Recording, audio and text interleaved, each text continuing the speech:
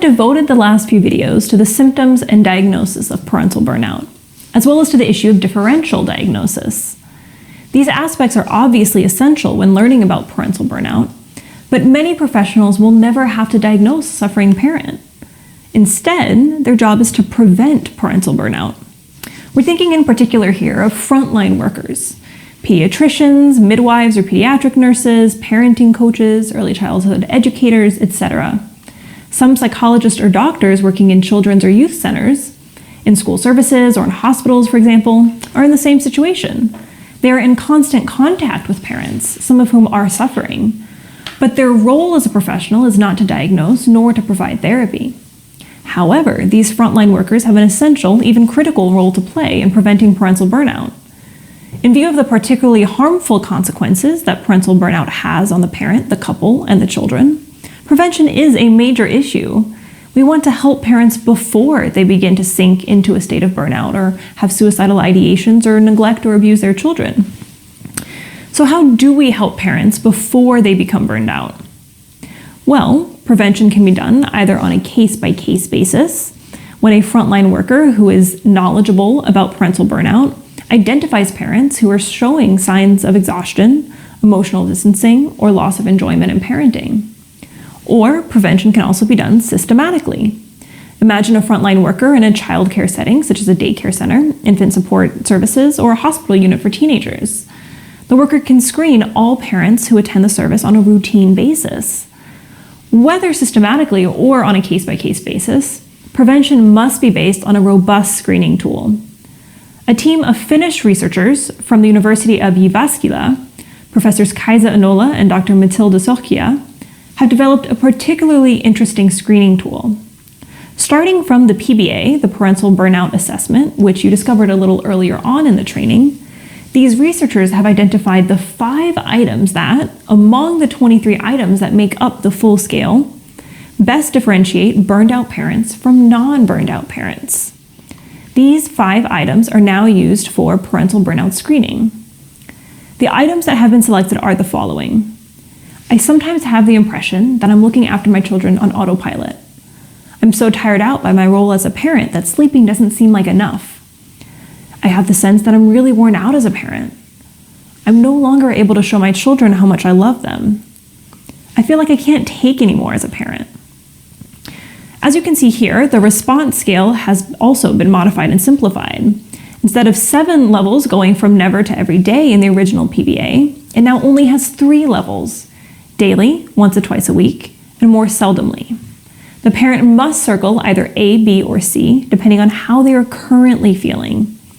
The administration of the screening scale is extremely simple and fast, which is why this brief scale could be used as a widespread systematic screening tool with each parent who comes in to a relevant department. Similarly to the PBA, the screening scale is introduced with the following comment. Children are an important source of fulfillment and joy for their parents. At the same time, they may also be a source of exhaustion for some parents. This is not contradictory. Self-fulfillment and exhaustion can coexist, and it's possible for someone to love their children yet feel exhausted in their role as a parent. The questionnaire below concerns the exhaustion that can be experienced as a parent. When you think about your role as a parent, how often do you feel is indicated in the proposal? You can answer with options from everyday to rarely. Choose the answer that best fits your personal feelings. There is no right or wrong answer. This comment serves to limit the risk of social desirability. Parental burnout is still a delicate subject. It's hard for a parent to admit that they can't take it anymore.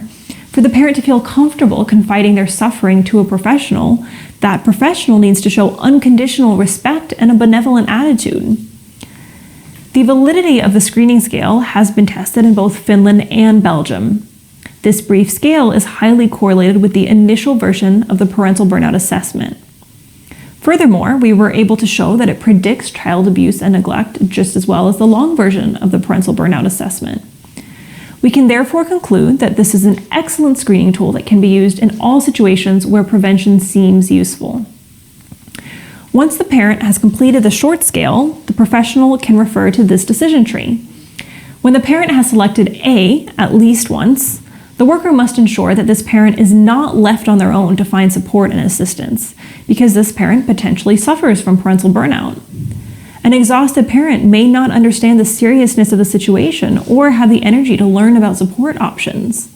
The parent may be embarrassed by parental burnout and afraid to talk about it. The parent may also feel that the situation could be harmful to them, such as having their children taken away or being hospitalized. In this case, it's the professional's responsibility to acknowledge the parent's feelings and normalize them so that they feel empowered to seek help. The professional must have knowledge of the network of trained practitioners so that they can point out where the parent can find the help that they need. It is the professional's responsibility to identify services and other appropriate workers to which to refer the distressed parents. This networking can be facilitated by the referral of professionals trained in the diagnosis and treatment of parental burnout, which is organized at www.burnoutparental.com. When the parent has selected B at least once, the parent is considered to be at risk of parental burnout. We therefore recommend paying attention to that parent's situation to prevent that parent from experiencing parental burnout. Once again, the professional is there to hear how the parent is doing and to inform them that there are parenting support services that can be called upon if the parent feels the need for them. The metaphor of the balance can be very useful in this context to explain to the parent how excessive stress without sufficient resources can generate discomfort in the parenting role and lead to exhaustion. An informal discussion about the risk factors present in the parenting scale can also be useful. The English language version of the www.burnoutparental.com website offers various prevention tools that can be recommended, such as detailed information regarding parental burnout and an online balance test with personalized feedback for the parents. Finally, if the parent selects only C's, it means that they are not currently at risk of parental burnout and that the professional has no preventive action to take.